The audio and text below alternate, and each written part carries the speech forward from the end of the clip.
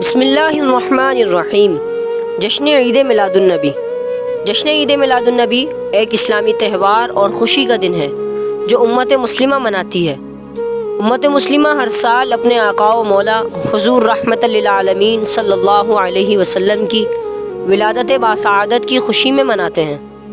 ربیع الاول کا مہینہ اسلامی مہینوں کے لحاظ سے تیسرے نمبر پر آتا ہے۔ ویسے تو میلاد النبی اور محافل نعت کا انعقاد پورا سال ہی جاری رہتا ہے، لیکن بالخصوص ماہ ربیع الاول میں عید میلاد النبی کا تہوار پوری مذہبی عقیدت و احترام سے منایا جاتا ہے۔ الحمدللہ یکم ربیع الاول سے ہی مساجد اور دیگر مقامات پر میلاد النبی اور نعت خوانی کی محافل شروع ہو جاتی ہیں، جن میں علماء کرام آپ علیہ الصلوۃ والسلام کی ولادت باسعادت، آپ کی ذات مبارکہ اور سیرت طیبہ کے مختلف پہلوؤں پر روشنی ڈالتے ہیں۔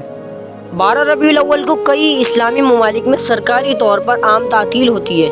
اس کے علاوہ بنگلہ دیش، انڈیا، پاکستان، افغانستان، امریکہ، برطانیہ، کینیڈا، کوریا، جاپان اور دیگر غیر اسلامی ممالک میں بھی مسلمان کثرت سے میلاد النبی اور نعت خوانی کی محافل منعقد کرتے ہیں۔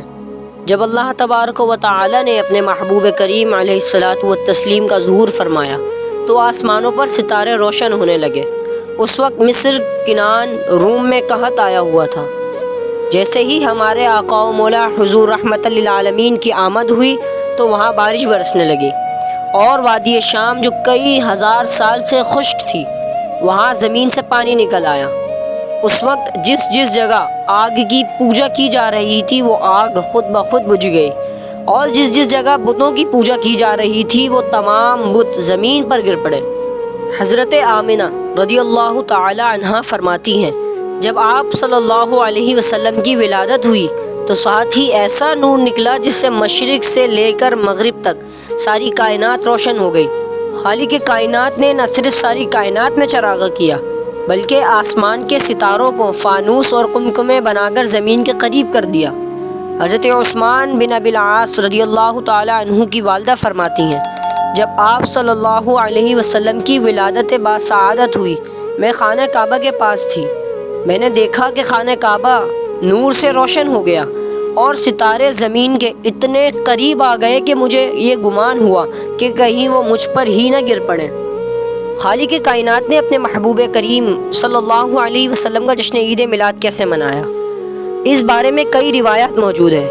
جس سال نور مصطفیٰ صلی اللہ علیہ وسلم حضرت آمنہ رضی اللہ تعالی عنہا کو عطا کیے گئے وہ سال فتح و نصرت، تر و تازگی اور خوشحالی کا سال کہلایا۔ اہل قریش اس سے قبل معاشی بدحالی اور قحط سالی میں مبتلا تھے۔ حضور رحمت للعالمین صلی اللہ علیہ وسلم کی ولادت کی برکت سے اس سال رب کریم نے ویران زمین کو شادابی اور ہریالی عطا فرمائی۔ سوکھے درخت پھلوں سے لد گئے اور اہل قریش خوشحال ہو گئے۔ عید میلاد النبی صلی اللہ علیہ وسلم کے موقع پر شمع رسالت کے پروانے عاشقان مصطفیٰ صلی اللہ علیہ وسلم چراغاں بھی کرتے ہیں اور محافلیں بھی کرتے ہیں۔ اس کی اصل احادیث مبارکہ میں ہے۔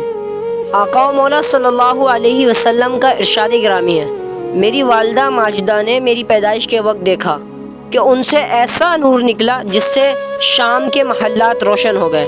بلا شبہ اللہ عز و جل کی سب سے عظیم نعمت نبی کریم علیہ الصلاۃ والتسلیم کی ذات مقدسہ ہے۔ اللہ عز و جل قرآن مجید فرقان حمید میں فرماتا ہے، لقد من اللہ علی المؤمنین اذ بعث فیہم رسولا من انفسہم، بے شک اللہ کا بڑا احسان ہوا مسلمانوں پر کہ ان میں انہی میں سے ایک رسول بھیجا گیا۔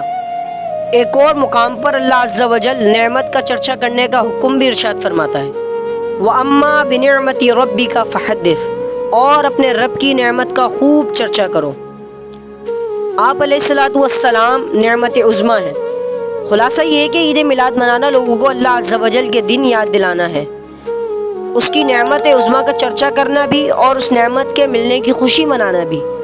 اگر ایمان کی نظر سے اور صدق دل سے حضور رحمت للعالمین کی محبت میں قرآن و حدیث کا مطالعہ کیا جائے تو یہ بات خوب عیاں ہو جائے گی کہ ذکر میلاد مصطفیٰ صلی اللہ علیہ وسلم اللہ عز و جل کی سنت بھی ہے اور بذات خود رسول کریم صلی اللہ علیہ وسلم کی سنت بھی ہے۔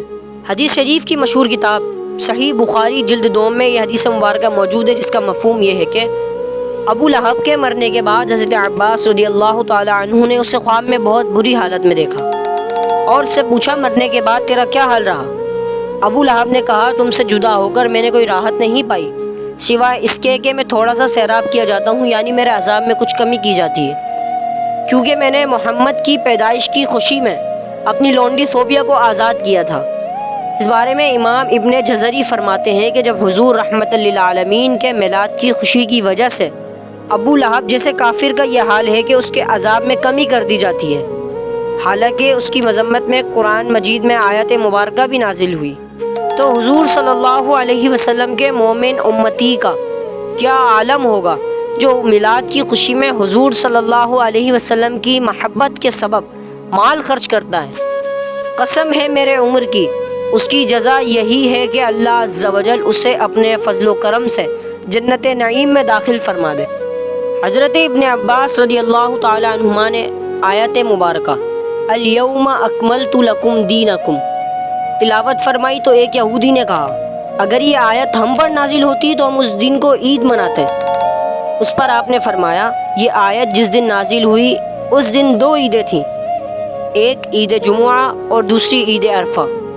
بس قرآن و حدیث سے ثابت ہوا جس دن کوئی خاص نعمت نازل ہو اس دن عید منانا جائز، بلکہ اللہ عز و جل کے مقرب نبی حضرت عیسیٰ علیہ السلام اور صحابہ کرام علیہم الرضوان کی سنت ہے۔ چونکہ عید الفطر اور عید الاضحیٰ حضور صلی اللہ علیہ وسلم ہی کے صدقے میں ملی ہیں، اس لیے آپ کا یوم میلاد بدرجہ اولا عید قرار پایا۔ عید میلاد پہ ہو قرباں ہماری عیدیں، کہ اسی عید کا صدقہ ہے یہ ساری عیدیں۔